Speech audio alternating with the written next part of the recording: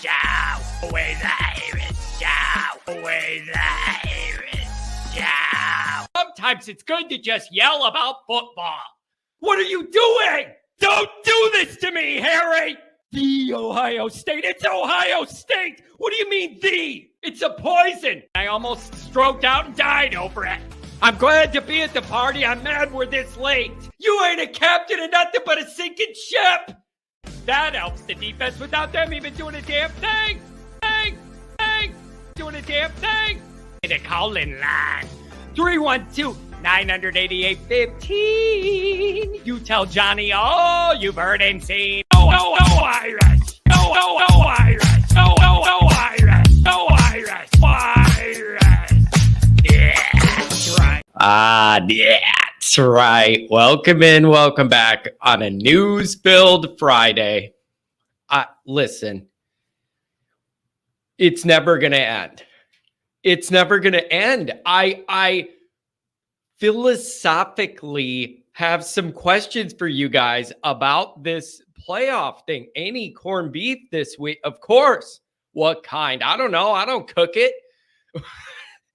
My parents do all that stuff. My dad cooks the old soda bread, the heavy duty soda bread. He's got a recipe and he does that. And then they do something with the beef. That ain't my part of the project. But yeah, we'll be eating it. I don't do that cabbage stuff though. My food, but I'm consistent. I don't care if it's for my holiday or not. I ain't eating that cabbage. It ain't happening. Do I look like a rabbit training for Easter? I ain't eating it. I ain't eating it. So I eat my potatoes, my corned beef, and my bread, my main food groups. Beef, bread, and potatoes. That's pretty much it. It's beautiful. Good morning. A lot of familiar names here. Good to see you guys come in here. We got some big stuff to talk about here with this playoff. And Tex, ND, J Car, Brian, Rudy, good luck to the kid at the wrestling tournament. Everybody, thank you for being here. Also, we are going to do a Saturday night show. I know Kimchi would kill John. I don't even know what that is. I don't know what that means. It sounds spicy, like it's going to burn me. And then I'm going to say, no, no, I don't even know what kimchi is. Well, I don't know what that means. So, well, get through this, but I'm just reading every time anything. Maybe you guys, I'm starting to think I'm missing my calling. Why spicy Korean cabbage? That sounds like my intestines' worst nightmare, bro. It literally sounds like my digestive tract's worst nightmare. Anyways, maybe I'm missing my calling. I always want to come in here and yell about football. And then halfway through, somebody gives me some random arbitrary food. And then I go off on it. And then everybody says I'm weird. And then they throw other food. Maybe I should just do a picky food channel. Anyways, kimchi would destroy you. It certainly sounds like it. From the sound of it. Oh, baby. No. All right, let's get this back on track, shall we? College football is marching towards a full-on March Madness bracket. Okay, it's marching towards a full-on bracket at this pace. By the time we get done with one format, they're on to the next format. That's how this is going. We have no interest in even seeing 1 year the 12-teamer and they're on the books and they're voting and they want to finalize a 14-teamer to come 2 years after. So 24 would be the 12-teamer. 2 years later, they're going to add more and they're going to go to 14. Two questions. Where does this ever stop and how does it change the sport? And also, where does Notre Dame fit in this? Now, the good news is I did some digging and some reading last night, and there's some new details about where Notre Dame falls in this. So I'm going to map this out, and I'm going to go through it. There's some interesting Notre Dame details. Notre Dame's been doing some always Irish chicken nugget review. It's got to be something I could review chicken strips. Can we do a chicken strip review? We could do that. There's Notre Dame's been negotiating. Notre Dame has been negotiating because a lot of these details that I found out last night do not match the original story about all this. There's a difference, and I'm seeing the differences leaning in Notre Dame's favor, not fully, but a little bit to where they negotiated off of where this all started. John eats Lunchables. You know what the grossest Lunchable is? The grossest Lunchable is the pizza one. Who wants a big communion wafer with cold red sauce on it and uncooked string cheese?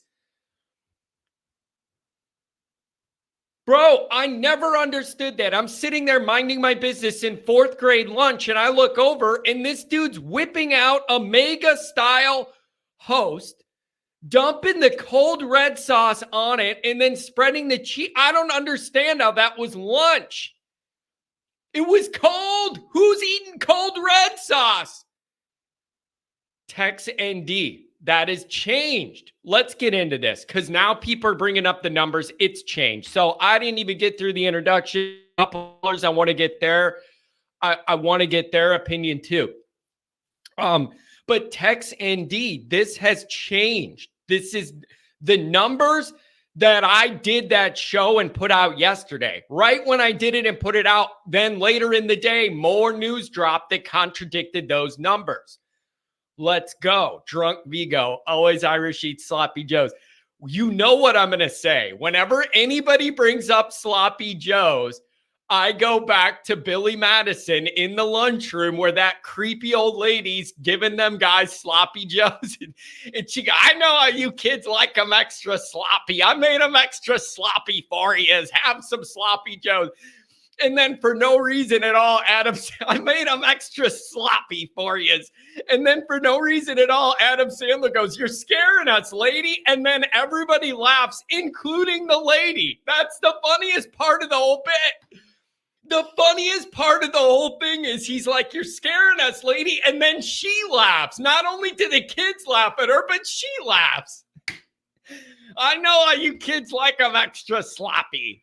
I made them extra sloppy for you. Oh, lady, you're scaring us. And then, but her laugh, that deep cafeteria lady laugh when he makes fun of her is the best part.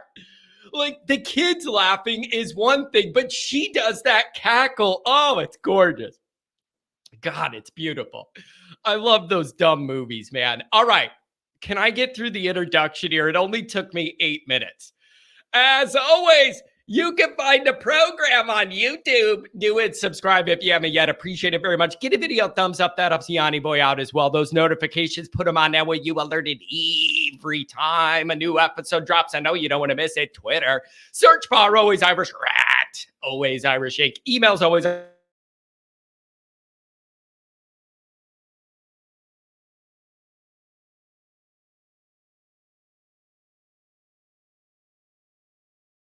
Tell Johnny all you've heard and seen. Why did my internet go out? Something went wrong. The internet went out. Let me know if I'm back or not. There might be a little delay. I don't know what happened. Instagram, Facebook, Always Irish Inc., USA Today, Irish Wire. Read all about it. Yeah, I know. I don't, man, I haven't seen Goonies in a million years. If I've ever seen it all the way through, I knew Rudy was in it, but that's about it. Voice is back. The images. Yeah. Okay. I should be back now. I don't know what happened, you guys. I get this little alert that my internet's not solid on the streaming and then it's gone. I should be back now. Patreon.com/Always Irish. Former captain Mike Goolsby and myself, leading tackler, by the way. That's a requirement. If you're going to be a captain for me at Notre Dame, you got to be a leader on the field and off the field. Mike Goolsby, go check us out. I got something to announce we're coming up with. Him and I are going to square off on something coming up. So stay tuned for that. I'll go into that in a minute.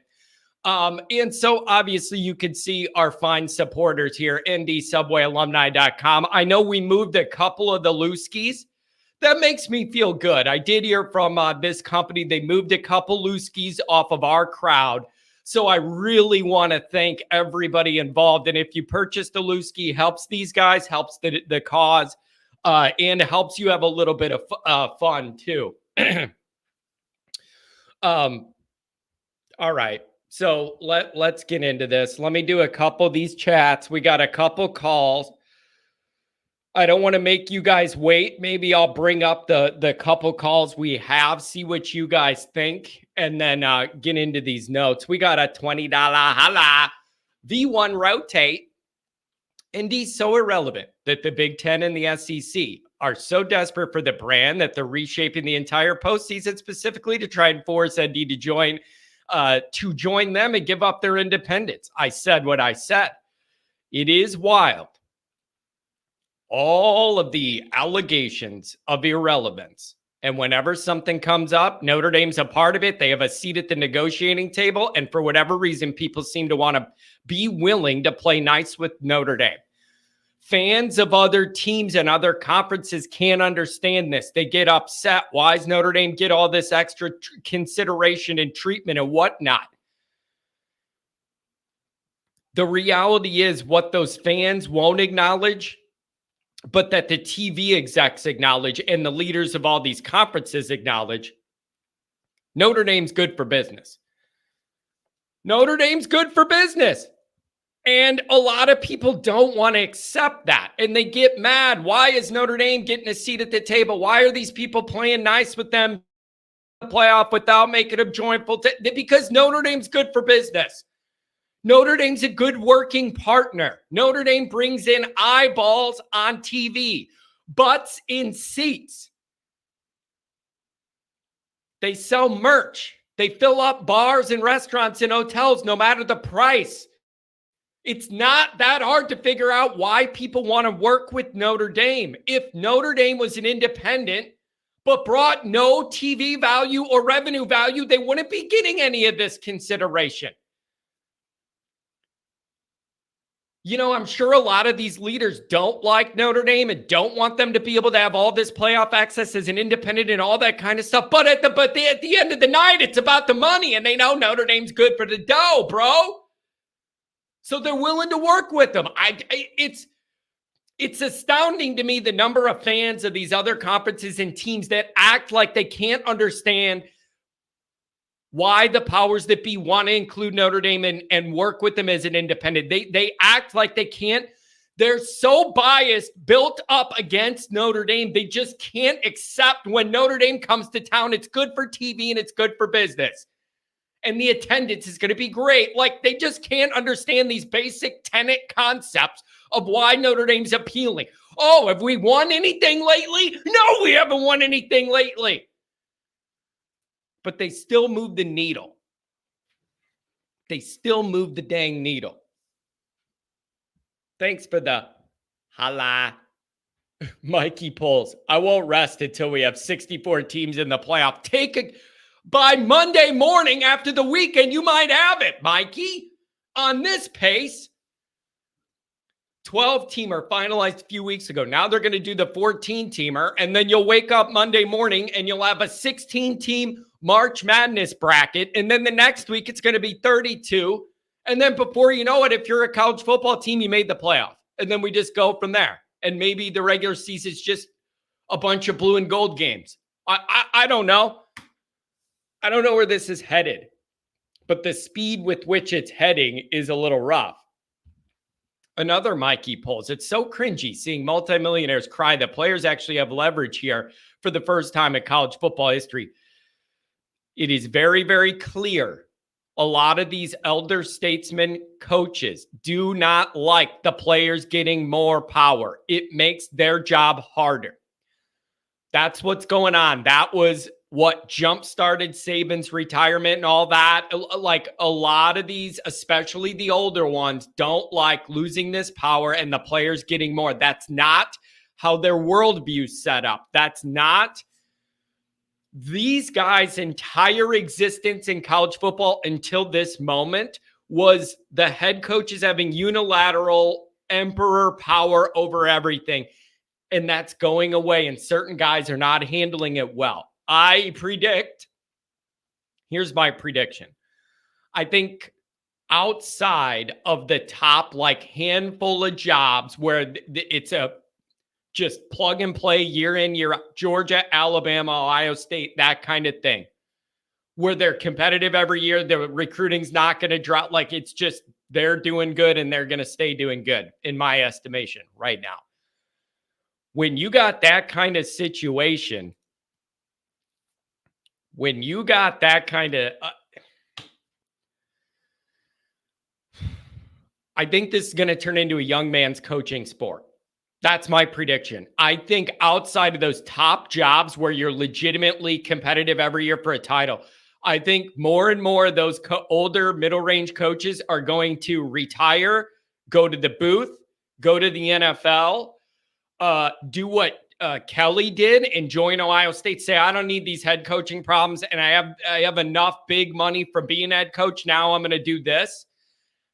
I think the time demands and the shift in all this is going to make this be a young coach's game outside of the top handful of spots where you really want to be, where there's an infrastructure of nationally competitive every year. Everything else, I think it's going to be a young man's game. Too much running around. It's always been a 2-4-7, 365 job. It literally is now. There's not one day off for these coaches in the whole calendar. They may take vacation in the middle of the summer before camp. They're still working. Like, there's just no breaks. And I think older guys are going to get sick of that grind. It's not just that grind. It's that grind coinciding with the players having more power. And these guys are going, I got to run around more than ever before, like crazy more than ever before. And I have less power than ever before. I don't need this. That's where I see this game going. I do. I think it's going to be a young head coach's game. That's what I think. Jay Carr. All right, I got some phone calls. I'm going to bring it up. I didn't even get into the details of all this yet, but I'm going to let the callers go so they can get on with their day, and then we'll go over this. Just here's how I'm going to start it. The numbers and the details have changed since I recorded the episode I posted yesterday. We got more details. That's what I want to get into here. John, you seem like a J Carr. John, you seem like a guy who lives for the St. Patrick's Day parade in the city. Now, which one? Which one? I'm not doing that corporate downtown Chicago, Macy's, like in Chicago with the Green River. That's way too newsy and corporate. The one we used to go to, it wasn't that one. It was the Southside Irish Parade, not the one you see on TV downtown with the Macy's Leprechaun Snoopy float. Me and Pat used to go to the Southside Irish one, and buddy, that's an experience. I'll never forget it. Being like 2021, these neighborhoods, you know, those cookie cutter houses that are 2 feet from each other in Chicago by Midway Airport, they all look the same and all that. They all just open their houses up to strangers. And anybody walking up and down the street, you would go house to house and everybody brings you in, gives you food, gives you drinks. They have music, they have stuff going on. And you end up in all these people's houses you don't know, and everybody's out on the street partying, and come on in and get some food, get something to drink. We have kegs in here. Every one of these houses in the neighborhood, you just walk down and everybody's giving you food and drinks. Everybody's partying together, Irish music. It was a wild, borderline out of control, but amazing time. I don't even think they have that parade anymore. And if they do, it's so controlled and muted now, it ain't the same feel. So that's the parade I went to. Wasn't that downtown Chicago? It was the Southside Irish Parade where people get wild. That's what I was doing. Tom Chris, 2488, $20 holler. Love the creativity by this couple. They've emailed me. They both got ideas. Oh, man, you guys are creative. Morning, John. How's it going? This playoff stuff's getting dumber and dumber. Looking forward to the spring game. Go Irish. It's just a lot to absorb very quickly. It's just a lot to absorb very quickly, all these changes. Adam says they've cleaned that parade up. Give me the old school. I think it was getting a little out of hand. And I was young when I did it. I was in my 20s. I had all the energy in the world to drink all the Miller Lights there were. Like, it wasn't gonna, you know what I mean? And then you're with Pat, and the way me and Pat are, we're running our mouths, talking to everybody. Pat's got one of those 9-inch cigars walking down the road. You know, I mean, it was amazing. It was just amazing. I mean, I just remember I'd be like, Pat, where are we going? He's like, I don't know, in these people's houses. You're like, it was like everyone was your family, but you never knew them. It was amazing. Wild stuff. All right. Let's get to these callers, and we'll see what you think about these changes. We got a 419, two 419s, and a 773 to start us off. Then we're really going to hammer down the details of some of this. 419, what's going on? John, how you doing? I'm doing well. I'm just trying to catch up with the news, man. My initial fear is I just worry that we're growing so much so fast in so many major ways. Is that best for the sport? That's kind of my overarching thought. I don't know if you've seen any details or not. How would a 14-team work? I think hold on, I'm going to try and turn you up a little bit. I believe what I saw is they're more worried about hammering out the financial payments than they are the format. Everything I looked up was finalizing financial numbers and said that the actual formatting is still to be determined. So they want to figure out the number of the payouts first and then work their way backwards from that.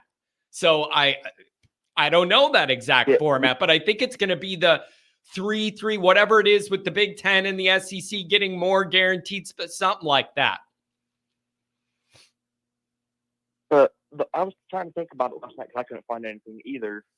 The only way I can see a 14-team working is if that first round is basically like 11 plays 14, 12 plays 13, and that's kind of like a little play-in, like March Madness does with the first four. Then it's back to the 12 team where the top four conference champions get the bye, and then you're set. Yeah. I think that's the only way that could work. Yeah. And again, D-Rock has a really, really good point. He writes, that tells you plenty. Financials over format. I literally read that on an article last night when I was putting together the notes for this show. And they literally said, as for the actual format, they're gonna kick that down the road and think about it. But they have the payout stuff figured out. That they're working backwards from the money. And then you said the only way this will work is if they do this or that. They're thinking this is going to work no matter what because we're getting all this money, and whatever we end up doing, people are going to watch it and we're all making more money anyways. So to them, I think it's a win no matter what. Yeah, I mean, it's got to be either that or maybe like the NFL where just the Big Ten and the SEC champ are going to get a bye first round. Then you're down to what would you be down to if there's because then you get it down to the top two. Well, no, that wouldn't work because then it's not like conferences. It's not like NFL conferences where it's split like that. Listen, buddy, don't be calling here on a Friday morning and asking me to do division in math, okay? That's not what this program's about.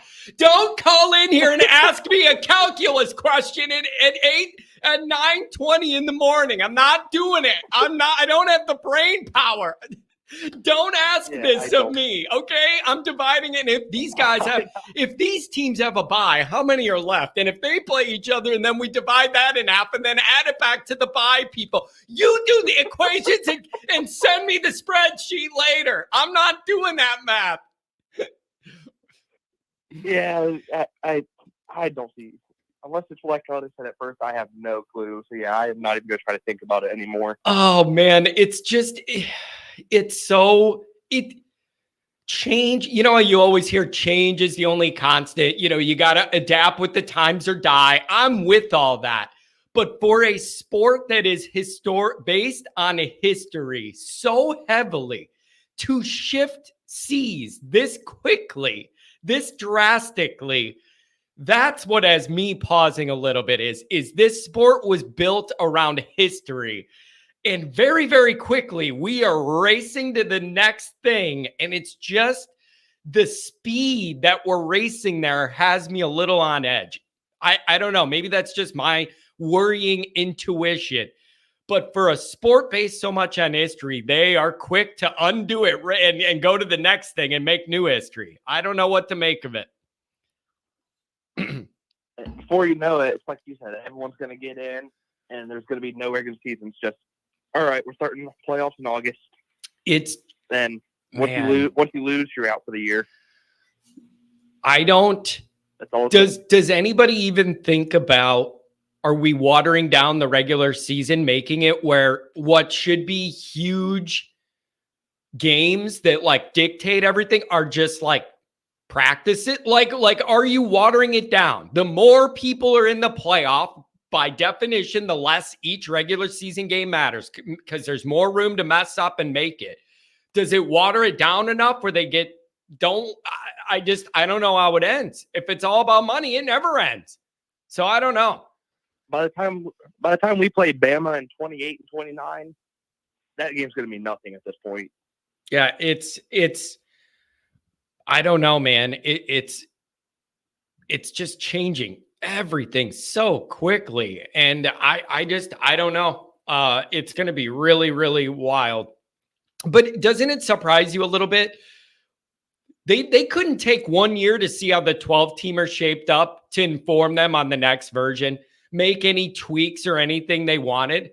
Like, they didn't even wait just 1 year even to see how the new playoff went so they could look at things to maybe look at for the next. No.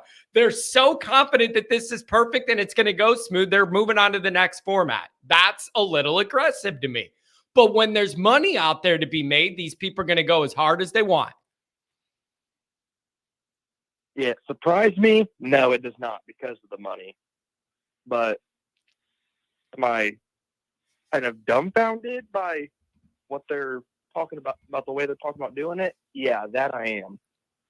Yeah, it's money over everything. That's clearly what their perspective is. So, and we're gonna see how Notre Dame fits into all this. It's gonna be really, really interesting. Any thoughts? Not about this. Any thoughts about Notre Dame getting back to spring practice? What do you want to see come next from that? I really haven't seen much of anything in the past week since we talked last Friday. I've been trying to look into it a little bit, but I was trying to look into it last night, but with that crazy weather in Ohio, Wait, is there really any news? Not really. It's very bizarre to me. You kind of like started the ramp up and got all excited about spring ball, and then they went on break, and now everything's on hold, and you're sitting there in your mind wondering what comes next and what's it going to look like. I haven't heard anything new. Little rumors here and there about this or that, but nothing substantial. Yeah, I didn't think so. I've been trying to look into it throughout the week, or a lot of it was last night, but yeah, I didn't think I really seen anything. So yeah, it's basically the same thing we talked about before, where I want the receivers to keep improving, and the quarterback battle we've talked about many times. Telling you, man, listen, it's a good problem to have, man. I want all those quarterbacks to get all sorts of hype and make good plays and have everybody wanting to see more of all of them. It's great for the program. It's great for the competition level. It's great for Freeman. And the reality is, let me be honest, I am not the one who's going to have to make a decision to tell one or more of these guys are not going to play at Notre Dame or start or be the best. I don't have to have those awkward discussions. That's what the staff gets paid a ton of money to do. So I don't have to have those awkward conversations. So I'm here for all these guys to play great, everybody to want to see more of them, and the chips fall where they may. This Notre Dame's used to having quarterback problems. This is a new one to have, where you have multiple you like. We're always having quarterback problems. This is a new one to have, and I like it. Yeah, out of all the quarterback problems we had over the years, this is my favorite one. I did not think we would ever be at the point where we had too many good quarterbacks we didn't know what to do with them. Exactly. Now, the one that could trump this one, if everything goes well, you could end up in a situation where you really like what CJ Carr's doing, And then you got to fight it out with Deuce, like a year 2 Deuce that gets gets his sea legs under him in Notre Dame. And then you have a high level quarterback battle. Like, that's what I'm talking about. So I don't know, man. It's going to be really interesting. I am all in for it, especially if we get that quarterback. I think he's from Florida. He's visiting, like, I think next Thursday or whatever. Yep. The number 2 quarterback in the 26th. Telling you, whatever. The way this staff recruits quarterbacks, it's night and day from the previous regime. They're doing it the right way, building relationships early, especially with these quarterbacks. You got to get in there early, build that relationship. The time clock is starting earlier and earlier now. You got to get in there and start that, and this staff's doing it. Really good job by them. Anything else this morning, my friend? Thank you. No, let's get you other calls. Wanted to touch base. I haven't been on all week. Appreciate it, man. Thanks a lot. And then I'm planning on going live tomorrow night. If you want to pop a cold one, call me back then, or just hang out. We'll do that on a Saturday night. What time? I think 8 o'clock's probably usually when I start, 8 Central, something like that. Go a couple hours if there's interest. All right. Yeah, I may be able to pop on after I get off work. Beautiful, man. Have a good weekend. Thanks for the call. You too. See ya. Nice guy. Little accent there in Ohio. Anybody notice that little accent on him?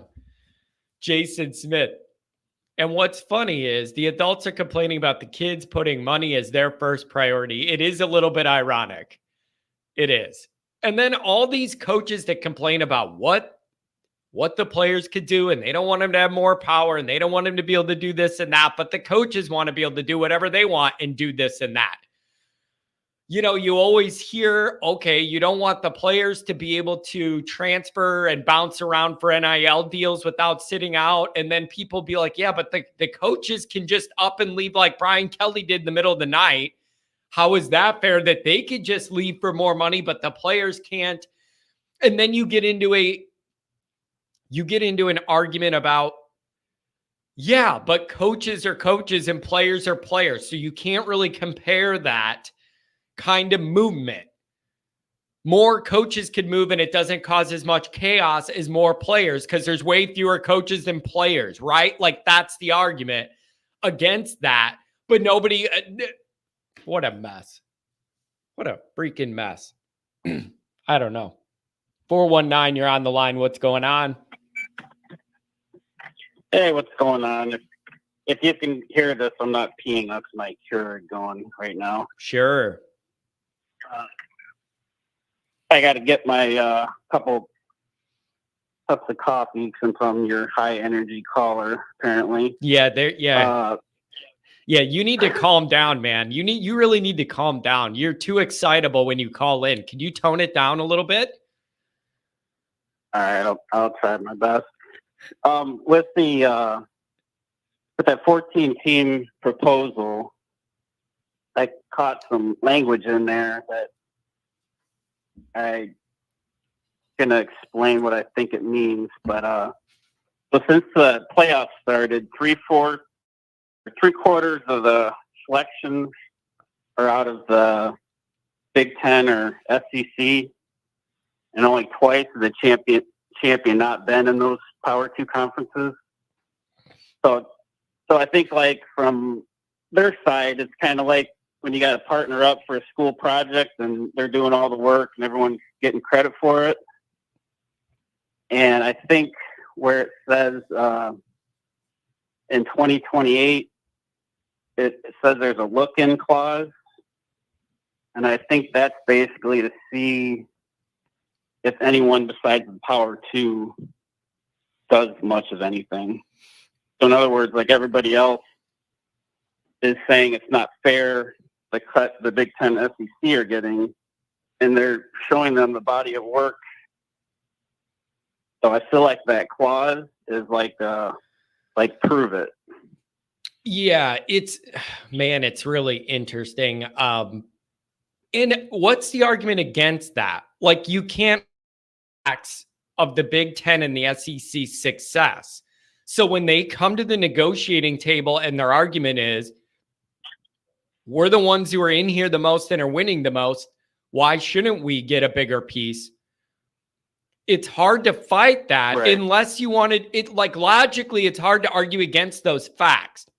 Unless you wanted to argue that that's the past, there's nothing that guarantees that's going to be the way it is forever. Like, Alabama and Georgia were bad football teams for a large portion of our lives, and now they're at the top. Like, things change. So, like, that's an argument you can make back, is like, okay, well, you're doing that now, but nothing guarantees that's the new world order forever. NWO Wolfpack. Oh, anyway, shout out to anybody who remembers that reference. But so I don't know, man. It's gonna be wild. Yeah, and I think, like, you know, they just showed us they don't take the ACC seriously. The Big 12 isn't winning anything anytime soon. They're the Pac-12 leftovers and the Pac-10 rejects. Mark, what's going to happen with the ACC? Where does this go with the ACC? Are there really going to be teams that jump out of it?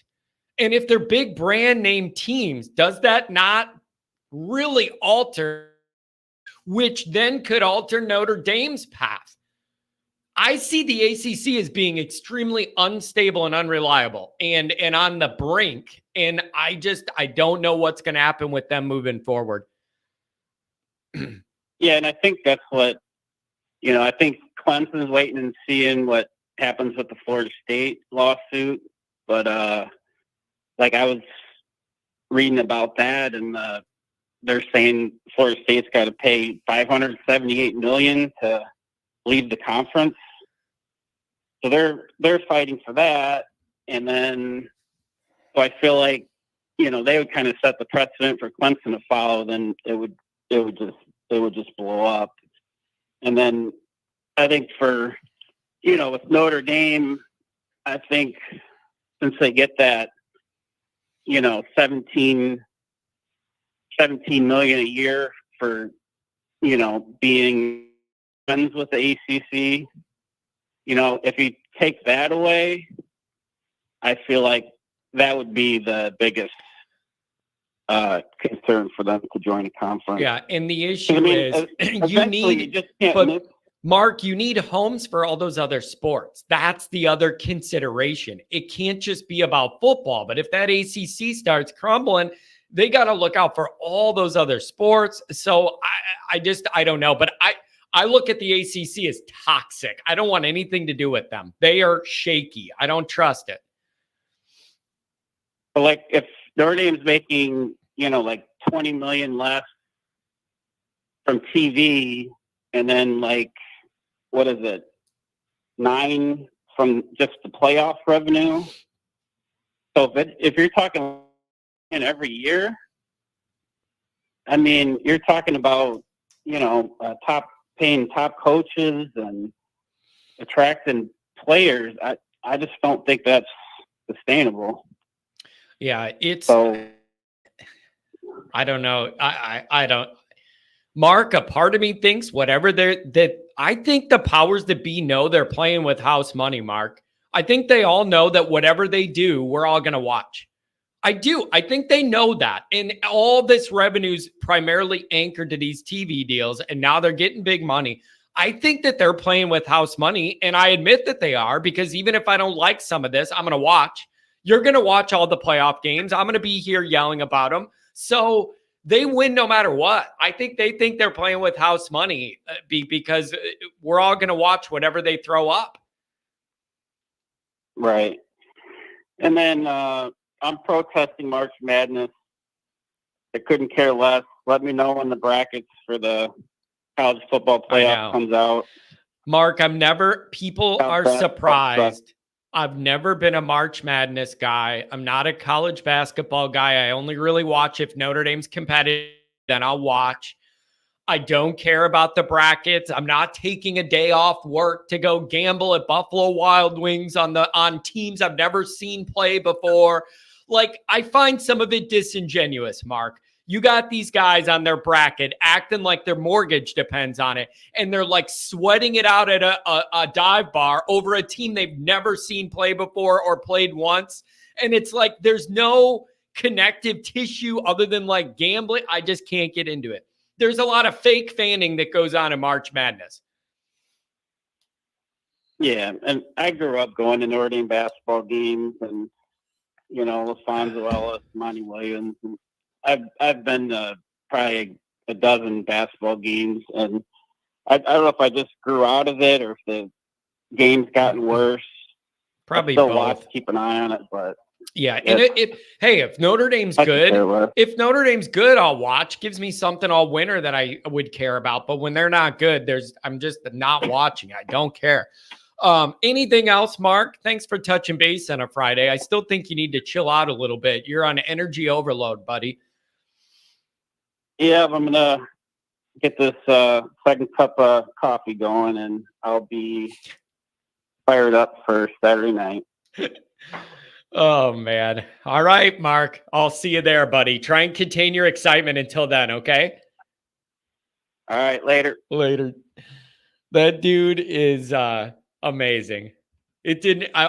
It wouldn't matter if he won $1 million in the lottery or if his house was on fire. He'd have the same emotion through it all. It's beautiful. And as somebody who runs hot and cold second to second, I love being friends with a guy like that. Just always the same. Yes, Tex ND, there is a weekend show. We are going tomorrow night. So yeah, we are going to do that. 773, what's going on? Good morning, sir.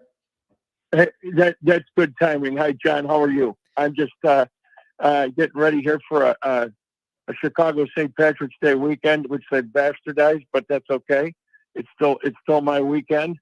Being 100% Irish on both sides. My mom was a Ryan from County Wexford, and yeah, we're all Irish this weekend. That's for sure. Yep, it's a beautiful thing, my friend, and a weekend that means a lot to a lot of our Notre Dame fan families. Oh yeah, it just does. Yeah, go ahead. Tom, I want to know, what do you make of all these changes? You're a long-time Notre Dame guy. You've seen a lot of history over the years. What do you make of all this? All my close circle of influence of college football nuts, which are not all Notre Dame fans either. I was all getting the calls when this thing just changed real quick from the 12 to the 14. I really believe that people need to inspect what Chip Kelly said at the beginning of the football season last year, when he came out and he said, "You know what? This is ridiculous that the top 75 major college football programs in the country are so stringently tied to these conferences, and I understand why, through the television contracts and whatnot.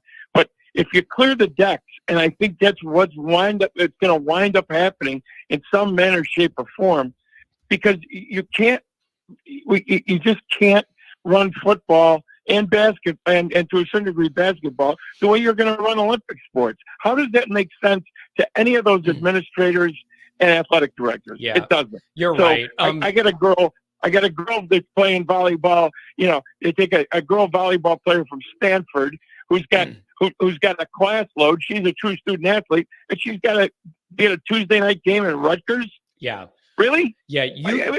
Come on, Tom. You could make a very practical, tangible argument across the board that it makes a lot of sense to separate football out from all of those other non-revenue generating sports. No question. You could separate it John, all. Even basketball, Tom. Basketball is only a moneymaker for like the top handful of teams. Basketball is a moneymaker for. It's a loser for everybody else. So you could separate it all out. Separate it all out, and it makes sense. It brings back all the regional rivalries that we watched every year from the 50s, the 60s, the 70s, all the way up. All those rivalries are back on schedule again. Okay, so that makes those games in season that much bigger, and it also helps the smaller tier teams in college basketball. I mean, look what's happened to DePaul, Loyola. I mean, Loyola's had some success recently, but DePaul's fallen off. St. John's, all those smaller schools, right? And it would help them greatly too in basketball. I seriously think you got to get rid of all of that crap. They're going to figure it a way to actually figure out a TV deal. So if Notre Dame has got a shot at playing some old traditional rivalries like Michigan State and Purdue, which doesn't move the needle as much, but on a regional broadcast, it makes a big deal. Then you schedule the Alabamas, then you schedule the USCs, then you schedule some of the other Penn State. You get those other big rivalries that will come on now, and Michigan and Ohio State. They're walking away from us because there's no advantage to play Notre Dame. So, do I see Notre Dame joining the Big Ten? Yes, maybe for a while, but it's not your grandfather's Big Ten. It's not even it's not even our Big Ten. It's a bastardization thereof. You know what I'm saying? Yeah, that is true. Yeah, well, I mean, think about it. Notre Dame would be joining a Big Ten that includes Southern California, right? Like, it's just like you. Yeah. But Tom, you do bring up a good point. This isn't like if Notre Dame joined the Big Ten 20 years ago. Right? Like exactly. Because things are opening up and the way the conference is expanding and your biggest rival all the way on the West Coast that couldn't be more opposite of a Big Ten team is now one. You do bring up a good point, and maybe that will have some Notre Dame people more open to this down the road than they've been in the past. This would not be the same feel as Notre Dame joining it 20 years ago. That's for sure. And I can understand if we go back and we analyze why did Notre Dame join the ACC for Olympic sports and leave it open for football, and it was explained to me that when Swarbrick signed that deal and why they shunned the Big Ten then, it's because of a lot of Notre Dame's alumni lives in that part of the country now. Yeah. So there was an opportunity for the alumni to see them closer to the Washington, D.C. and the mid-Atlantic states than coming back toward the Midwest. And that pretty much it was the reason why they did it.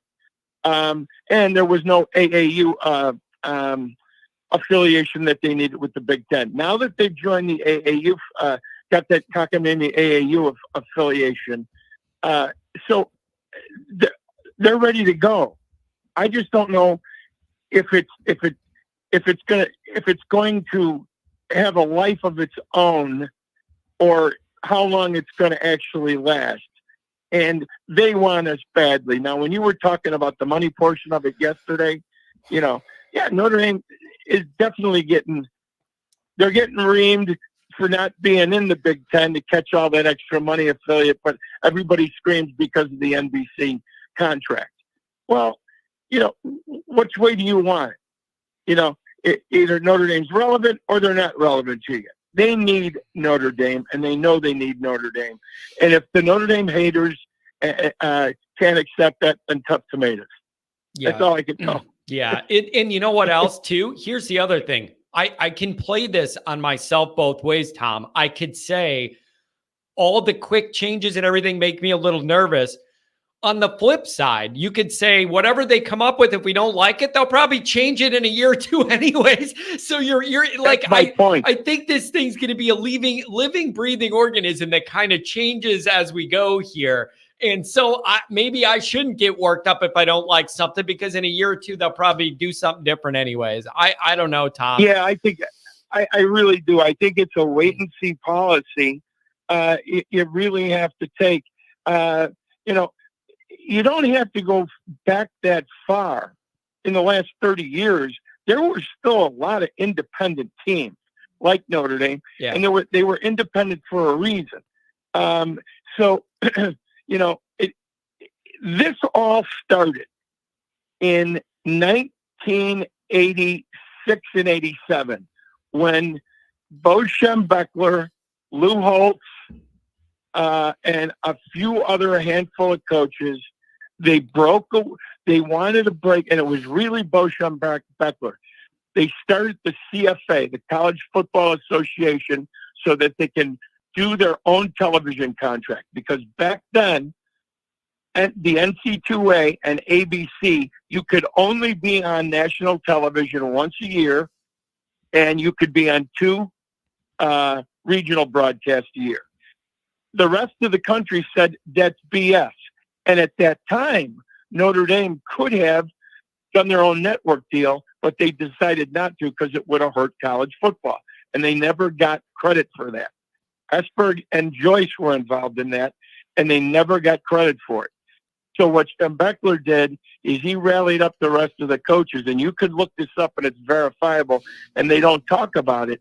It's when they started showing more games on ESPN on Saturday night. You had a noon game, and then they would put the primetime game on Saturday night, which started in 86 and 87. And that's what kicked it off. The CFA was the one that kicked this whole thing off. Oh, and then all the conference affiliations started. Do you remember what I'm talking about? Yeah, I remember reading about it. I don't remember it in the moment, but man. And that's exactly what had happened. These bigger programs wanted to, and that was at the time when you had some of the good Pac-12 Pac-8 teams at the time. Not only USC and UCLA, but Washington and Stanford got involved in it too because they knew that there was West Coast money, and it was like the Pac-12 after that there was a television product there. Once everything started to shut down on a Saturday in the Midwest and the East, so there was a lot more to this, and they never treated it as a complete, and they took it for granted. All the college administrators, the presidents, and the executives, they took it for granted, and now this is the mess we have. That's why we had this super conference mess, and it's all their fault. Yeah. Now, how does that trickle down to the players? The players are still going to have to play, and now they throw the NIL money in with no governor. Yeah, there's no governor on this. There's got to be, you said, and it's going to change. It's going to change a lot of coaching. It'll be a lot. There's no question about it. So, what does that do to the overall game? Yeah, some of this is a large scale experiment, and we're going to get a feel how this playoff's going to go. So I want to see the first year or two of it. Let's see how it goes for Notre Dame, see how competitive the matchups are. Let's see what that extra month of excitement's like. And then we'll go from there. I don't know what else you can do. I know a lot of people are going to beef about Notre Dame's schedule this year, the strength thereof. You know what? Yeah, it looks a little weak right now. We don't know what's going to happen until kickoff. But let them get through. You know what? Win the games you're going to win. Win those games. If they go 11-1, like I think they are, they're going to be or 10-2. They're going to get to the dance. They have to get to the dance. Yeah. Oh, man. And it's exciting. We'll be here for the ride, and we'll be here to cover it all. Tom, good talking to you on a Friday morning. I hope you're feeling well, my friend, and I'll talk to you. I'll talk to you offline this weekend too. Yeah, sounds good. Give me a shout anytime, John. We'll talk to you later, guys. Have a good one, everybody. Take care, Tom. Happy St. Patty's Day. Oh, yeah, baby. Get you that corned beef. I'm telling you this, too. That corned beef, it's one of the few foods tastes better the next day. There's something that happens. It almost turns into like beef jerky, man. There's something to that. Next day, corned beef reheated. It gets kind of hard on the edges. Ooh, it's like beef jerky for leprechauns. I love it.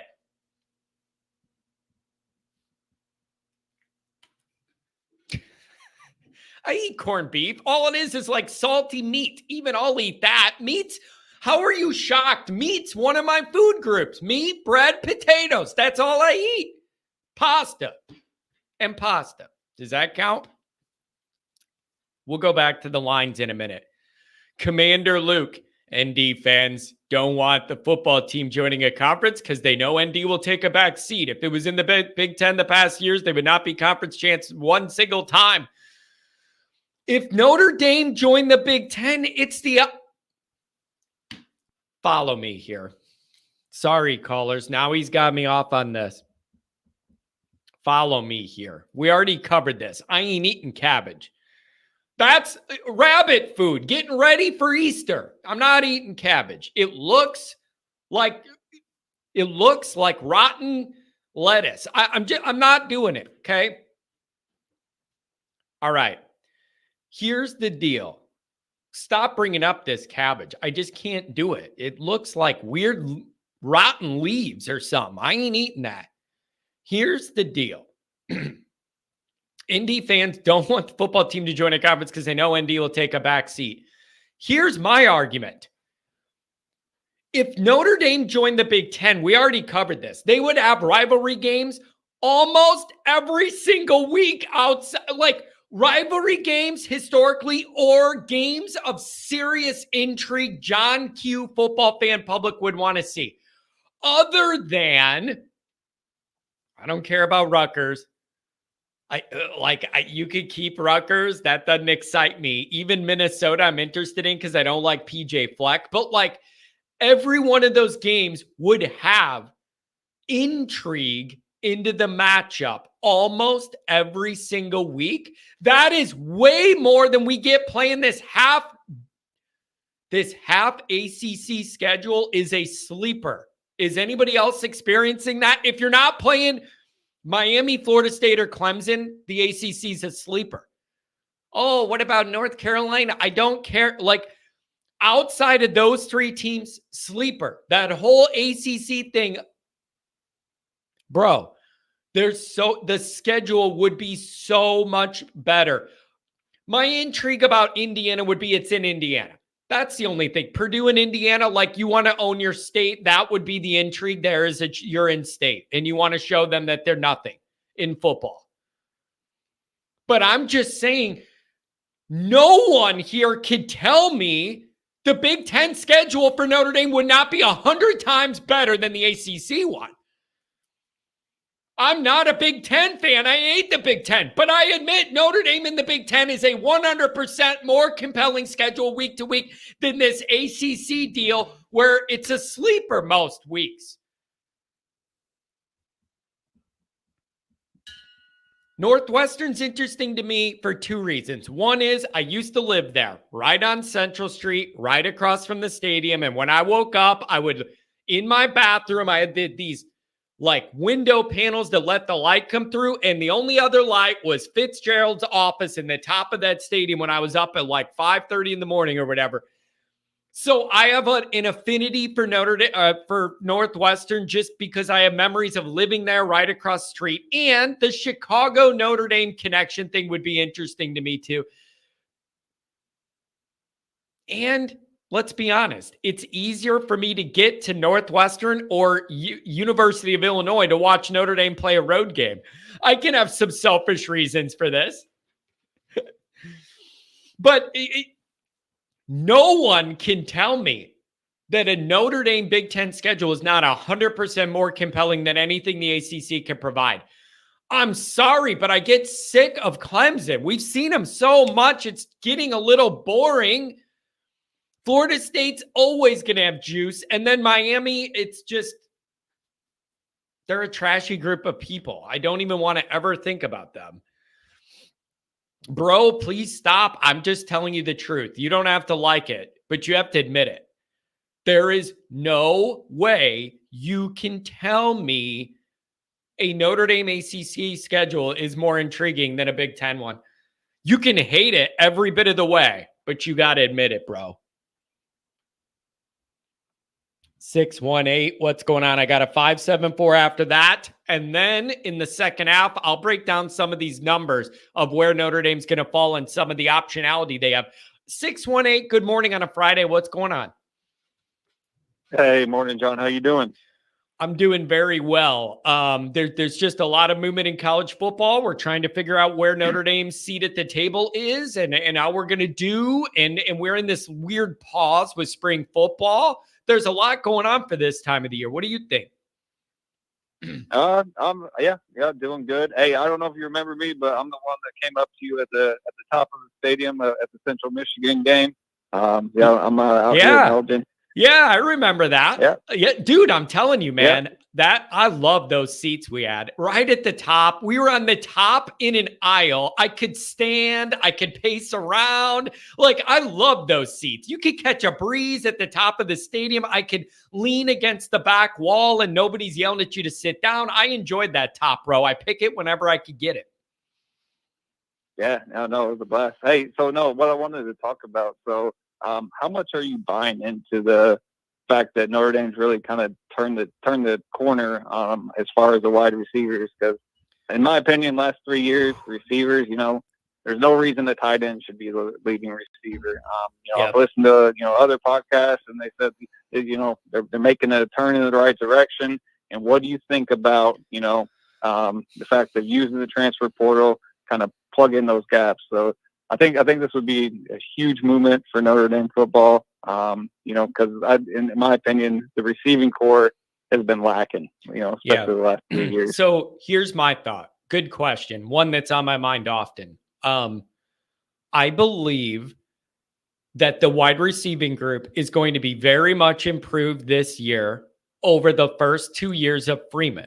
I believe that, just looking at the bodies and a little more depth in some of the athletes. However, I believe they're going to be better than the last two groups. I really think so. How much better? I don't have the answer to that. That's the problem. Like Notre Dame was so far behind in wide receiver situation, they could take a big jump forward and still not be good enough naturally to compete. So I do think they're going to be better. How much better? I don't know. Can Denbrock help them emerge more? Maybe Riley Leonard running with his feet opens things up for the receivers more. There are things that could add in to help. But ultimately, I'll believe it when I see it, man. This is Notre Dame's wide receiver situation. It's been bad and not good for a long time. I got to see it to really believe it. I want to believe it. I want it to be better. I think it's going to be better. But I'm not going into the season trusting it. You got to prove it. So I think they're going to be better, but I got to see it. Right. Yeah. I kind of live in the same area where Cam Williams plays. I went and saw him play a couple times.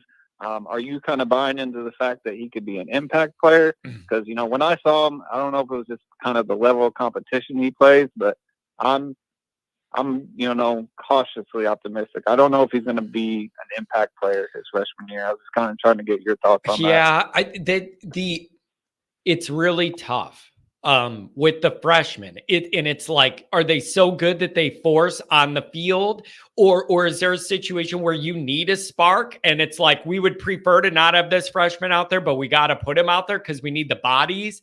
Or is it both? Here's the other thing. I'm hoping they have the depth to where they can kind of ease them in. And then here's the other thing. Tell me this. Tell me if you agree with this. Wide receiver is a position where I think you could play some more younger guys before they have a lot of experience, before they have a full 100% comprehension of everything you're trying to do in the playbook and the blocking involved and all that. Wide receiver is a position where I don't feel like I need you to 100% know everything you got to do for me to be able to get a benefit from you. I think wide receiver is a spot where you could play guys in there.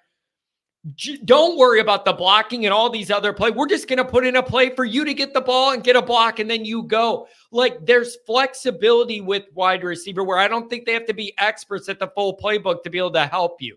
So maybe that helps too. That makes a lot of sense. So yeah, I'm just, like I said, I'm hoping to, especially in this age of college football, you need, in order to get where we want to get, there definitely needs to be improvement on wide receivers. Yeah, we haven't had man, like a true number one since what, Claypool, I guess. And then think about this. Here's the way I look at this, man. Wrap your brain around this. All that Notre Dame's accomplished lately and towards the end of the Kelly run, they've been a top 10 team, whatever. It's been on the backs of the defense. There's been none of those years where you're like, oh, yeah, the offense is a big reason we did. Imagine how good Notre Dame could be if they have a top 10 defense and the offense is just marginally in the real world. Like what could Notre Dame be if they had two units that actually helped you win some of these big games instead of the defense having to carry the day and do everything? Oh, I mean, you look at the Louisville game. The defense probably had combined total of 25, 30 bad minutes of football. And I mean, the Louisville game was it. Like they didn't play great the whole game, and the offense did not help them out. Yeah. At all. Well, that's the other thing. The defense had some moments and the that defense were isn't going to break down. They're going to have those moments. Yeah, but when you're out there for 75% of the game because the offense can't do anything, you're setting those guys up to fail. What a nightmare. Exactly. So I just need the offense to complement the defense and do their part and eat some clock, put some points on the board, score a little bit against good teams, give that defense a breather so we don't feel like they need to pitch a shutout and get 3 pick sixes for us to win a big game. Yeah. Oh, yeah, exactly. So, yeah, I appreciate you taking my call. So have you locked in the tailgate? Is it going to be the NIU game? It's going to be Miami, Ohio. Miami, Ohio. Yep, Okay. I figured it was one of the MAC schools. Yeah, it's going to be Miami, Ohio. I think it's on September 21st. So that'll be, we're going to do that one for sure. That's the one that works for a lot of people in our group that help put things together. And so, that'll be the one. Yeah. And then the blue and gold, man, we're having a good tailgate for blue and gold. It's just a lot less stressful of a day with parking and everything, less people. So if you're interested in that, we'll be there for that too. Okay, where are you guys going to park at? Do you have any idea yet? I always try and park in front of Frank. So where you have the Frank Leahy bronze statue, that big lot. And again, parking is free for blue and gold. So you don't have to worry about any tags or anything. But the goal would be to be somewhere kind of by that. Awesome, man. All right, man. Well, John, appreciate you taking my call. Go Irish, and hope to see you soon. There you go, man. Thank you. I appreciate that very much. Yeah, that dude, I was just standing up there doing my pacing around and all that. And then that guy walks by and he looks up and he goes, "Are you that Always Irish?" And I had the chain from the game and he's like, "Yeah, you are." I like that. It's a little weird when people recognize me though. I'll be just walking around like Eddy Street or like be at a bar or restaurant. And you know that feeling where like, a group of people's looking at you or talking to you? Or about you. Do you know what I mean? Where like you could just tell people are over there like giving you a weird look. Like you could just feel there's eyes on you. It's kind of weird. 574, welcome. How's it going, John? Oh, it's going very well. What's going on, my friend? Haven't heard from you in a while. Busy over there keeping Notre Dame in line or what? Yeah, I've been keeping them in mind. I mean, I've been busy working both men's and women's basketball this year. Yeah, that's a lot to keep up with. Oh, can I ask you a question? Since you're involved with Notre Dame, Sure. Since you are involved with Notre Dame and ushering and all that stuff over there, can I ask this question? Somebody asked me this, and I don't know the answer. What are the rules to get autographs after the home men's and women's basketball games? I have multiple friends that are into that as a hobby. Sometimes they have good experiences and sometimes they're told to kind of leave pretty quickly after the game. Do we have bona fide rules for that? I've been asked that twice, once with the men's game and once with the women's. Do you have any advice on that? Well, here's my easiest advice. You just have to go down the staircase at gate 10. You got to walk to the left, and then right where the players come out is a rope. And then I stood there. They have to go because it's an old arena. So you have to go through a rope to get to the press conference area. So just stand behind the rope, and then you'll usually see Coach walk through right after the game.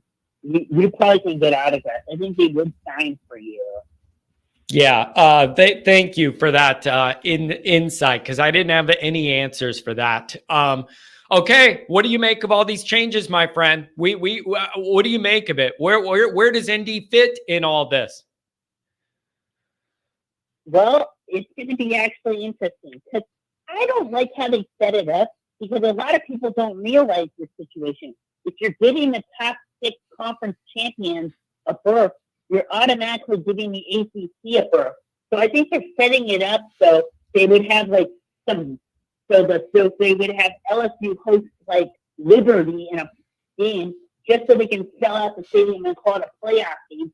But it's not much better than a game against Alabama A&M. It's not going to be much better than that.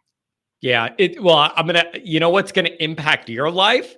You're going to have to dress warm if you're going to be an usher for a home playoff game in late December, my friend. You better wear some Under Armour under.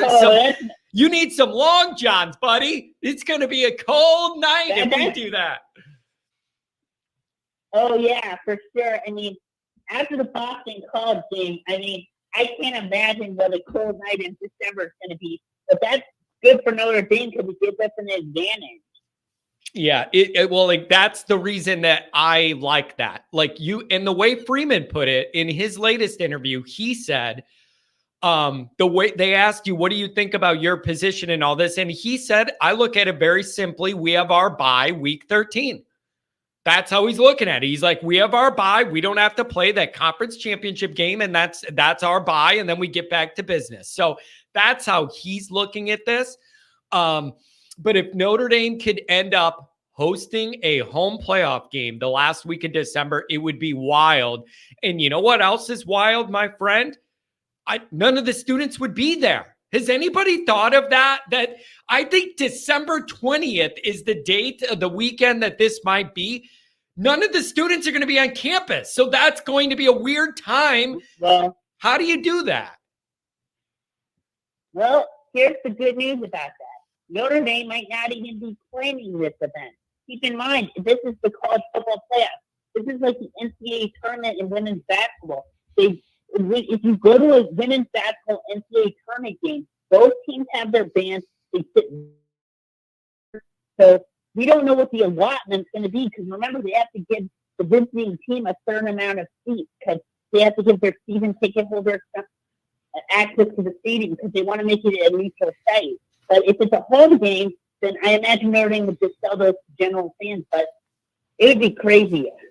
Yeah. And how that works. I'm telling you, that's the best scenario. Yeah, you missed the bye. You don't get a bye. But if you could face a Southern team off rest at home in the cold, man, that's a pretty good role if you can't get the bye. Do you ever see a scenario of Notre Dame jumping in the Big Ten, or do you think that we can avoid that and make our own money differently? I think we can avoid this because it's like the other caller said, it's not your grandpa's Big Ten. It's not even the Big Ten from when I was growing up. It's this super conference stuff. Wait until people get sick of joining the Big Ten. Like, if Northwestern gets more money by this conference, they might jump ship. I wouldn't even be surprised if Vanderbilt, who didn't like their allotment in the SEC, leaves the SEC. So all the teams are not stable anymore. Other teams are going to pay each other to join their conferences and keep it afloat. So it's going to be crazy. Yeah. And then what about the ACC? I look at them as being very unstable. I don't trust them. They're in a bad TV deal. Like I'm a little anxious for that, because I'm afraid whatever happens, if they crumble, it forces Notre Dame to have to adapt, since all their teams are in the ACC for all the other sports. So I'm looking at that too. There's just a lot of big movement all over, big movement. Well, it's already in a bad situation, because look at who the teams they added. They added Stanford, Cal, and SMU. They're not even near the east of where most of their conferences. So you're already going to have to travel to play baseball at California. and you're going to have to travel for basketball, it's just going to get ridiculous. And the teams eventually are going to get sick of that, and they might jump ship. Florida State is trying to get in the SEC right now. Yeah. Yeah, it's man, it's just a lot of changes, and they seem like they're happening quickly. And I listen, the regular season's getting watered down. Everybody needs to accept that. With every time that every time the playoff expands and you add more games, you're devaluing the regular season, and we're still going to watch. So maybe they don't care. Maybe they don't care because we're still going to watch. I'm not watching this Notre Dame game because it devalues it. We're still all going to watch. So maybe they win no matter what they do. They win no matter what they do. I don't know. Yeah, because I was thinking about this year when I was watching the Ohio State-Michigan game. I'm like, just imagine watching this game 6 years from now. I mean, are the teams going to be resting players because they have to get ready for the 12-team playoff of the Big Ten championship? It's like, what does the regular season Ohio State-Michigan game look like in 6 years? Yeah. I don't know. I don't know. I just want to make sure Notre Dame ends up with a fair seat at the table. Whatever it ends up being down the road, I just want Notre Dame to end up in a good spot. And whatever leads us there, I'm happy to. Thank you for calling, my friend. Anything else? Good to touch base with you. No, it's good to call you, John. I can't wait to see you at the tailgate, and hopefully you guys can come to the women's basketball tournament. The tickets will be out Sunday after the selection show. That'll be great, and I can't wait to see all you guys. And if you have any other Usher friends or anything, bring them over, and we'll feed you before the blue and gold game. Okay. Okay, sounds good, John. Have a good one. Really nice touching base with you. It's been a while. You say all this, John. This is short-term thinking. If you can't envision a day where you don't watch a Notre Dame game because the result literally doesn't matter, you're not being realistic. Couldn't you argue that I should not watch a lot of Notre Dame games now then? Because a lot of these years, we've had enough losses. It doesn't matter if we play or not. It's not moving the needle or doing anything anyways.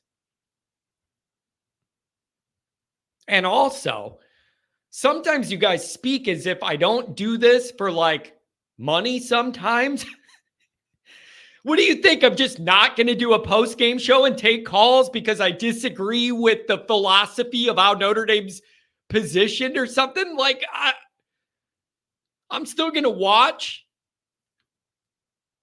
Man, you guys are... Some of you guys... Unbelievable. All right, 574. Then I'm going to re-rack and give you the juicy details on how this negotiation's changed a little bit in Notre Dame's favor with money and flexibility. So I wanted to get through that bank of callers. So this will be the last one. Then I'm going to go through what I learned with these specific numbers. Maybe some of you will feel better about things. 574, what's going on? What's up, John? What's up? Just trying to figure out what's what here, man, and where Notre Dame's position in all this. What do you think? Where Notre Dame's conditioned at? Yeah, where they're positioned at, like how we're going to be able to navigate this in our advantage. I don't know. You got me. I'm not a coach. Yeah, but I think, as long as they don't overlook Texas A&M, I think they're going to be in good shape. Here's the struggle I have with Texas A&M, that matchup. I do not believe they're going to be a great team. They're not going to enter the year with a high ranking and all that. They're not going to be an elite team next year. I am not afraid of that. I'm afraid of the moment. Notre Dame has not excelled in these moments in recent history and longer history. That's what gets me. I'm not afraid they're elite and that their athletes are better than ours. I'm afraid of Notre Dame not being good in these size moments. I can separate that from what I think about A&M's talent. Well, here's one thing.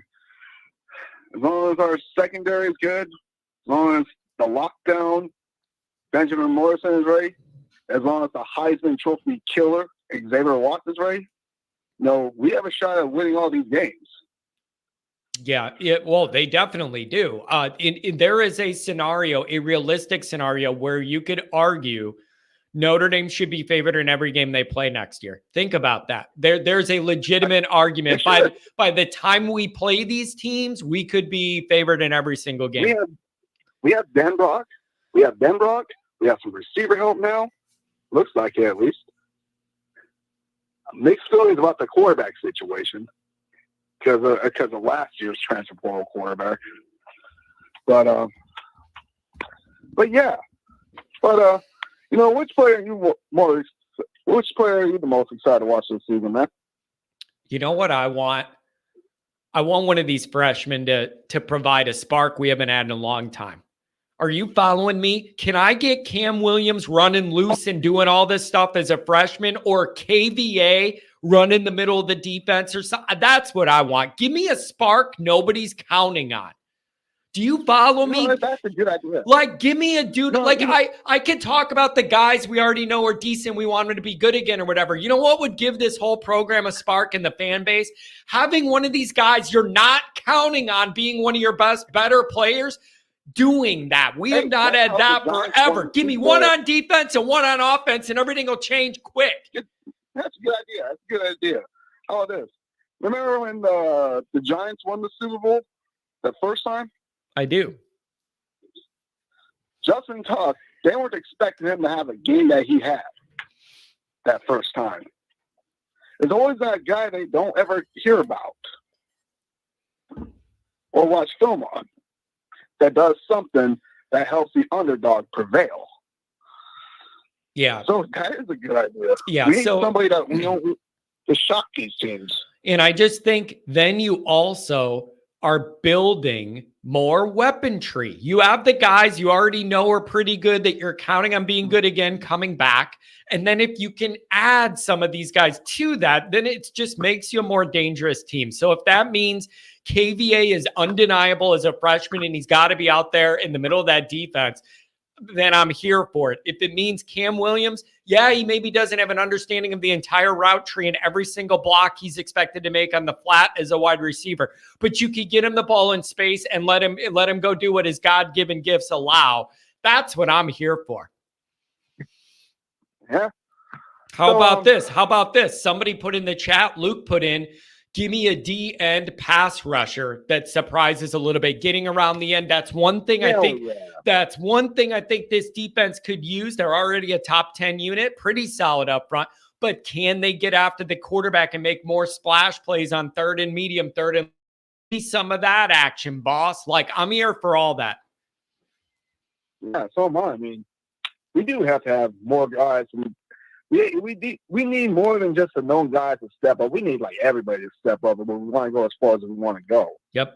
You know what I'm saying? If you could get one or two of those surprises on each side of the ball, you would be surprised how much better the team would look and it would feel. Yeah. And you always talk about like, how does Notre Dame close the gap? My whole life, how does Notre Dame close the talent gap? The best and quickest way to close the talent gap is recruit guys good enough that they could compete right away. And Notre Dame's starting to have more of those guys. So I want to see it this year. Yeah, recruit a guy that scares your starter. Right. Yep. Scares your starter. Yep. And that played better. It raises the competition level of everybody involved. And also it just gives you depth. And if one guy gets hurt, you have another guy. Like there's no downside to that. And so that's it. When we rejoin spring camp next week, that's what I want to see. Those quarterbacks keep doing what you're doing. Hear good things about the wide receivers. I'm not talking about the running backs a lot. And the reason why is because I feel pretty confident they're going to be good and I don't have to worry about it as much. Now, which player in the secondary are you looking forward to watching the most? Watts, Morrison? I mean, I want to see, can Watts have a year like he did last year again? Like you already know Morrison's thing. I would like to see if Watts can maintain how good he was. And also Christian Gray, I really want to see more of Christian Gray as a young guy, and as long of an athlete as he is, he's going to be another good one. Get him more in the mix.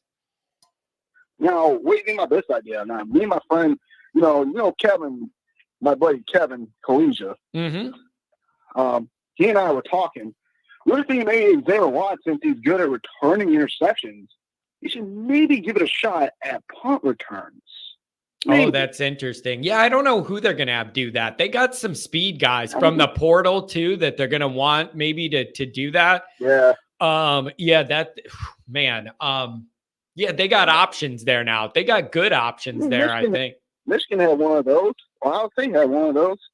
USC had one of those with Dory Jackson, although he was better. He should have been playing. That Dory Jackson dude should have been playing wide receiver instead of defensive back, and he was overrated at that position. Yeah. But I don't know. But so when is the spring game? 420, bro. 420. How can you forget? Holy damn! How many people in South are going to be stoned? That's what I know. I'm telling you, man. You can't forget it, man. A 420 game. It's just going to be a big. It's just going to be a big plume of smoke from the parking lot. It's a leprechaun's pipe. That's all it is. It's a leprechaun's pipe. It's like this. It's like so many of my friends, including friends of mine that I go skateboarding with. I don't smoke it, but my friends smoke it. Oh, sure. You know that's what they all say. I didn't do it, but I was nearby, and all I did was breathe, and then I got some too. We've heard this story before. I don't. I swear to you, I don't. I hate the smell of skunk. It is just funny, though, man. When's the spring game? 420, bro. Like, I just love it. It's just funny. 420. Oh, damn. Dude, you can't forget that. And so, yeah, it's definitely on 420. So it's going to be an interesting day in the parking lot. We'll see if anybody wants to chimney it up. We'll see. I might go. I might not. But if it's that nice of a day, I might go skateboarding that day. Yeah, see what the weather's like, man. Why don't you skateboard down to the parking lot and then skateboard yourself out? Hey, I'll do a kickflip right in front of you. Kevin will tell you all about me. I actually, I definitely need a skateboard that's Notre Dame themed. Yeah, I do. Yeah. I do like that. Get an Always Irish underneath that board. I like that, man. Design that out or something. Dude, so I don't know, man. I'm excited. I know you're nearby. If the weather's decent, consider coming by for the blue and gold tailgate. Low stress, high Miller Lights. It's a good day. I might have to bring my board just so you can find me easier. There you go. Yeah, just swing on by, man. And I'll have my flags and everything up. Everybody will know how to find me. I might go to the Purdue game this year. Yeah, a lot of people. Dude, a lot of people are talking about saying, John, the home games are more expensive and harder to get into or whatever. We should all just go to the Purdue Notre Dame game again instead. A lot of people are doing that. There's going to be a good Notre Dame crowd there. I have a funny story to tell you about Purdue. People wonder why I'm a Notre Dame fan, not a Purdue fan. You want to know why they ask that question? What is the answer? Because I play with model trains. I like that. I like that. I remember last time we played Purdue when we were playing horrible, the week before. I was like, man, we need to Purdue trains the same for a while. Hey, man, and that stupid drum. I'm glad we didn't allow that dumb drum through the tunnel. I loved it. It made the Purdue people were so mad. They're like, John, you're being petty that you won't allow our drum in it. You know what I said? It's about time Notre Dame was petty about football, the way everybody else is. Yeah, there's a reason why they play an opposing team. You know what?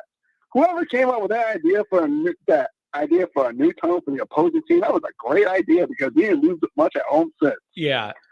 So I don't know, man. This is it's gonna be interesting. You know what they could have done? Here's what they could have done. They could have day before.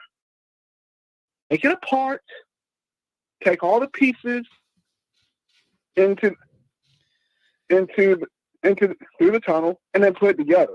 Get a regular size drum. Get a regular size drum. You don't need an 80-foot circle drum and then wonder why it's inconvenient. Get a normal size stupid drum. All you are engineering people. Engineer a smaller drum. Seriously, all these dorks and their calculations. Oh, I went to Purdue for engineering. Ooh, take your nerd brain skills and engineer a smaller drum that can fit in a building. Oh man, dude, that's a John I know. You need to bring back Always Annoyed. Bring that back. My whole life is an ongoing Always Annoyed. I don't need to bring this segment up.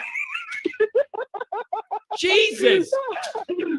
All the engineers in the world, the one thing Purdue's known for is engineering, and then they make a drum that can't engineer and fit anywhere. Anyways. Oh yeah. Oh, yeah, look what you did. Look what you did. I was doing fine today. Look what you triggered with that stupid drum.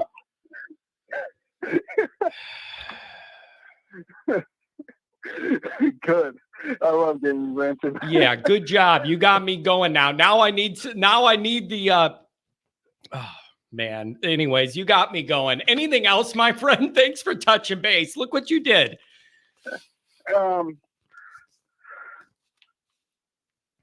I think the captains for Notre Dame, I'm thinking at least 3 of them. I can't figure out who they would be Benjamin Morrison, Xavier Watts, and Howard Cross III. See, it's easy to figure it out on defense. Who is it on offense? That's the interesting thing. Interesting question. Probably Riley Leonard by default. Yeah, but that's a defensive guy. I'm saying on offense. I don't know who the captains are on offense. It's easy for me. I did say Riley Leonard by default, but man, that is a good question. Yeah, because Riley Leonard by default because the position he plays, but it's also weird when you're dropping a guy into Notre Dame that wasn't in Notre Dame and now nobody knows him and now he's your captain. Like, I am just asking where the leadership is on offense. Who is that? Who's the leader of the revamped offensive line, getting those guys all going? Like, I don't know, but they need offensive leadership. Team, my man. Oh, it's my dream job. Hype man. Freeman Hype man's my job. I don't need to coach nothing. I'm not qualified to coach nothing. Bona fide hype man. That's my role, is to get everybody jacked up. That's what I want to do. That's my dream job. Be on the sideline, just getting everybody worked up. Yeah, that's what I would like to do. So, anyways, I don't know. No, I did. I was really lucky to get a picture with Michael Mayer at my job not too long ago. Oh, that's pretty cool. He was a cool dude. I kind of maybe Mitchell Evans. What about him? Is he a junior? The problem with him is he's coming off an injury. So, and if Eli Raridon's healthy, he's going to be a huge weapon. But I need Evans to get back in one piece. True. Well, here's my opinion. Why in the world was he even on the field with, like, what was it, 30, 40 points? Do you want to know? You want to know Goolsby's answer when I asked that? Goolsby said to me, he said, John, you give these coaches too much credit. I guarantee you they forgot he was even out there, and he's just not going to come off the field unless someone tells him to. And he said, I think they overlooked that and didn't even really fully register that he was out there. That's what he thought happened, because otherwise it makes no sense. Otherwise it makes no sense. It was very preventable. So I don't know. So it's going to be wild, but I don't know. So, hey, man, come to the spring game. Skateboard over with your and hang out. I might hit up Kevin. We actually had the best seats to the Wake Forest game last season. We were only 22 rows up behind the 50-yard line on the Notre Dame sideline. Yeah, you can't beat that. That's a sweet spot, baby. That's a sweet spot. His wife, shout out to her. Yeah, that's a good get. So I don't know, man. It's going to be interesting. I thank you for touching base. It's been a while since we talked here, and hopefully I'll see you at the spring game. Oh, I plan to be there. I mean, plus I got Plus, I would like to meet some players after the game. There you go, man. Come out there and holler at your boy. Low key, not 100,000 people. Not, it's just low key. So, where are you at again? Let me at again. Where am I going to be at? In the parking lot by Frank Yeah. Leahy, right in front of Leahy's statue, somewhere in that main lot. Oh, right before Leahy's statue. Yep. All right. Beautiful, man. Thanks for Hey, having me man. give me a call again whenever you want when you're skating somewhere. All right. Okay. Later. Thank you. Thanks. Yeah. Dude, I don't know what's going on a Friday. I feel like people are getting goofy with their St. Patrick's Day coming right around or something. Oh, but all right, here's what we're gonna do. We're gonna run our wonderful advertising piece here. I'm gonna re-rack and we're gonna wrap this up with me hammering out where these details are with Notre Dame and what has changed. Notre Dame's been negotiating. Some of these terms have changed, and we're going to get into it right now. In today's digital age, seamless and secure transactions aren't just a luxury. They're an absolute necessity. That's where Paisley comes in, completely revolutionizing the way businesses handle payments. Whether you're a startup or an established large enterprise, Paisley's cutting-edge payment solutions are designed to propel your business forward. Imagine transactions so smooth your customers barely have to lift a finger. With Paisley, that is your new reality.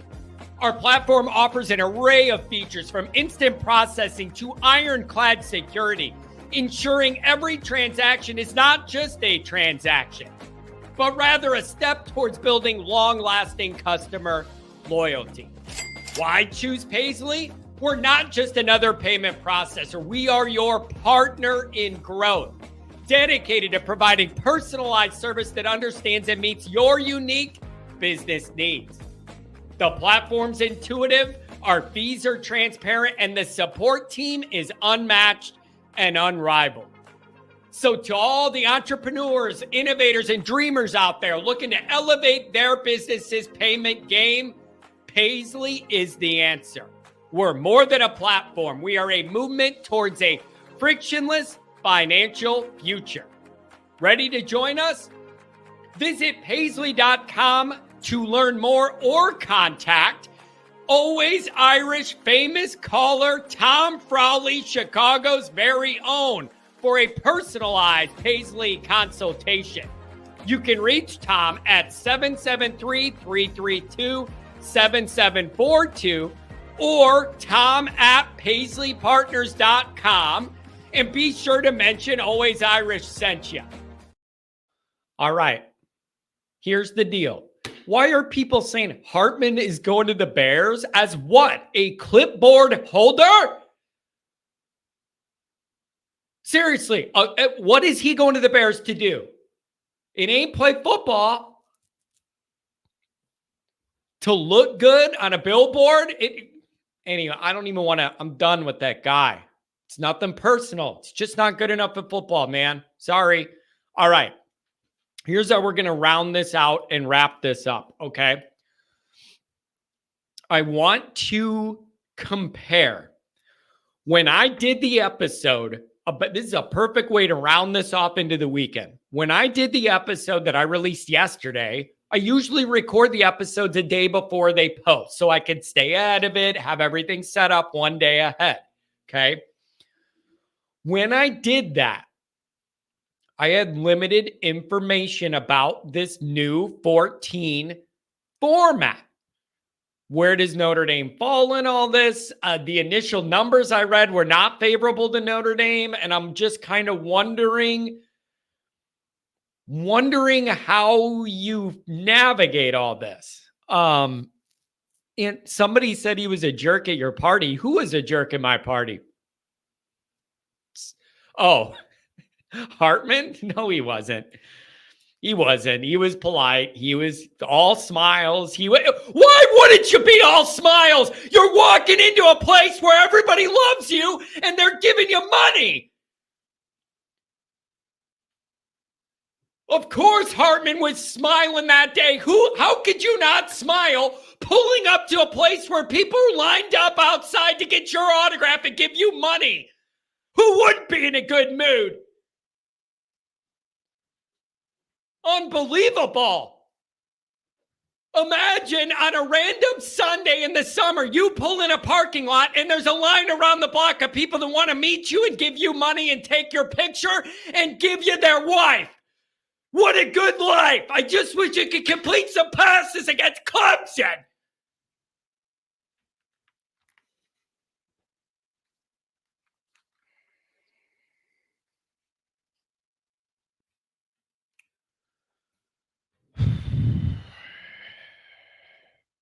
All right. Now that I'm done with that, here's the deal. Here is the new setup. The new setup is Notre Dame now at $12 million a year payout. In the original report on the 14-teamer, they were linked into the group of 5 payout under $2 million a year. That's a change. From the time I did the episode I did and posted yesterday, this has changed. In that original report, Notre Dame was listed in the group of 5 payout, under $2 million a year. Now, yesterday, yes, you should plan on a Saturday night show. Yesterday, when it comes out, it says that Notre Dame's payout's going to be in line with the ACC and the Big 12 at around $12 million a year. Now, the Big 10 and the SEC are looking at $21 million a year. So follow me here. Notre Dame, Big 12, ACC are going to be right around 12 to 13 million a year. And then you have the Big 2 at 21 million a year. This is a big change. That is a big shift from the 2 million thing when they were putting us in the group of 5 up to 12 million. So what that seems to me is, it indicates to me good old-fashioned negotiations. They start low, you start high. Your first offer is not the one you'll accept both ways. So it seemed like they tried to apply a little pressure to Notre Dame by saying you're not in a conference full-time. You're going to be down here with the non-Power 5 group of 5 payout scheme. Notre Dame must have went back to the negotiating table and got to the level of the other conferences. 12 compared to 21 isn't as bad as 2 to 21. I still want to ask, is the gap between 12 million and 21 million one that you think is workable for Notre Dame? That's my question. Like, is that okay with you? And so you did bump up from that 2. The 2 was totally unworkable. You could not work with the 2 when they had us in the group of 5. But if you're going to bump that to 12, and it looks like they're all in a hurry, including Notre Dame, to get this on paper, that tells me Notre Dame's on board. If they're not saying, slow this down, we need to think about it or whatever, it tells me Notre Dame's comfortable with where they're going with this. Because all of these reports and them finalizing all this, Notre Dame's in all those discussions. Heavy. So is that gap acceptable to you? If you're getting 12 and the Big Ten's getting 21, can you make that work? Very interesting, but those numbers have changed. Where Notre Dame's slotted in the payout has changed. Is that an art of negotiation? I don't know. Here's part 2. Really, really interesting. Part 2 of this is, I've never even heard this before. A look-in clause. This language was at the bottom of this article. It's very interesting. The look-in clause. They're building into this contract in 2028 for Notre Dame's. They specifically mentioned Notre Dame and the lower level conferences to be able to reevaluate their CFP contract status and make moves if they need to. Are you all reading the tea leaves here? Are you seeing through all of this to the main point? That is Notre Dame's window to the Big Ten, if they need it. That's totally how I see this. Notre Dame's in this situation now where they're going to see how it's going to go. They negotiated a better payout than where it started, but I'm not sure I love it. 12 to 21 in that gap over a bunch of years. But then they're giving Notre Dame the look-in clause where they would be able to redo their contract with the CFB with no penalty or whatever after they take a look at the situation, the landscape, how you've performed in the early playoff iterations, what your money's like, is it livable or not?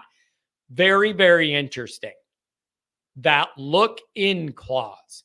So what do I take from that? And this is all stuff that I just learned yesterday, these details.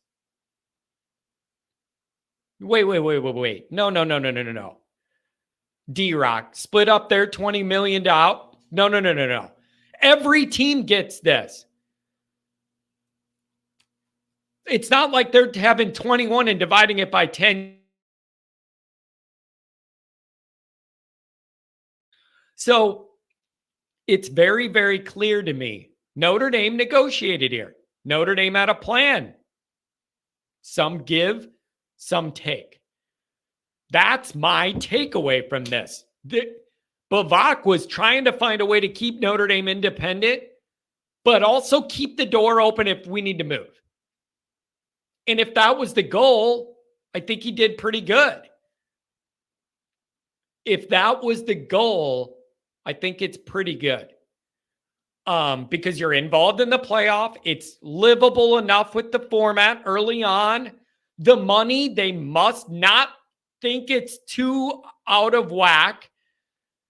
And then you have an out. If it blows up on you and you can't compete, can't make hay in the playoff, the money's killing you, you realize other teams are taking too much or whatever, then 2028 is your window to reevaluate. So it seems anybody, 21, Rutgers, all those teams.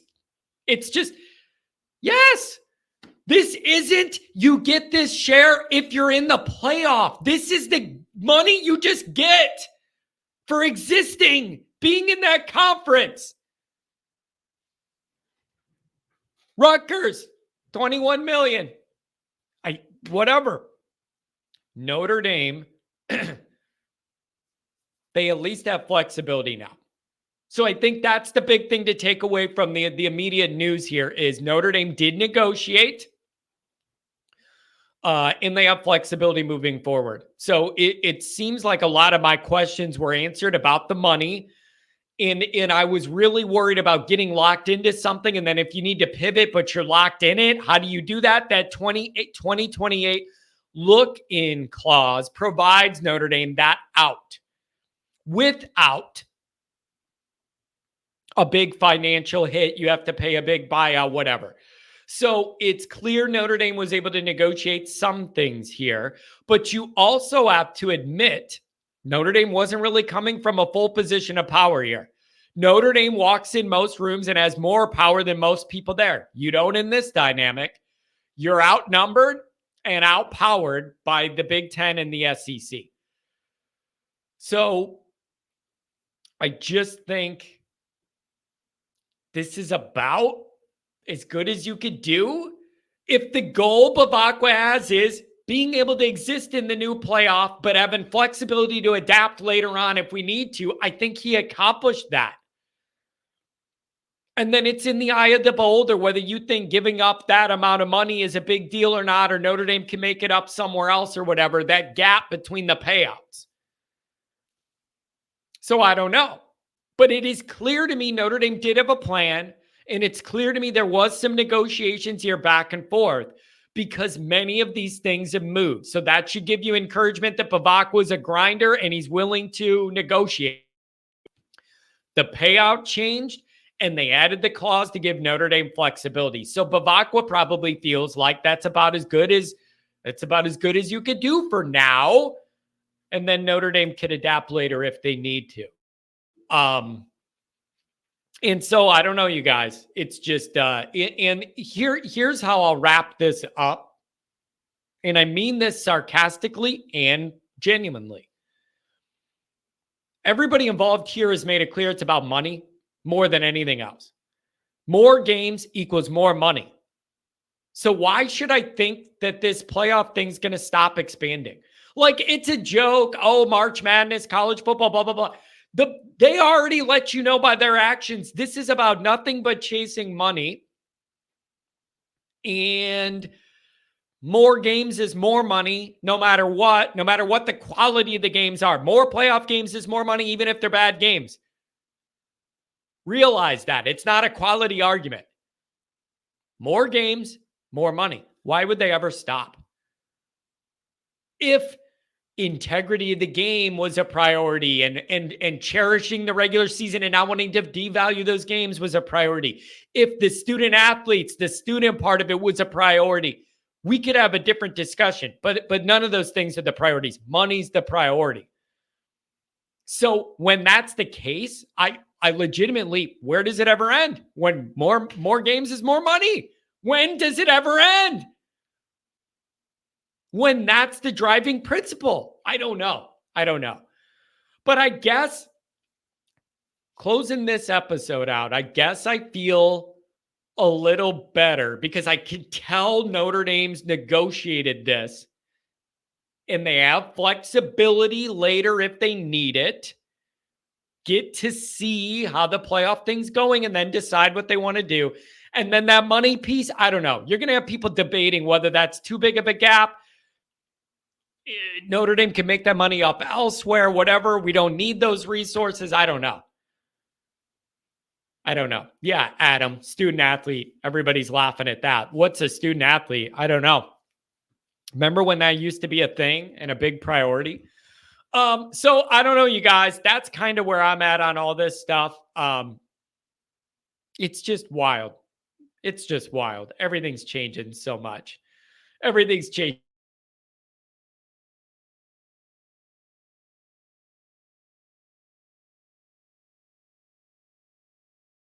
I don't know what happened, but my internet's acting up. So we may as well just end this now. Thanks for the chats. Thanks for the calls. My internet's on the fritz. See ya.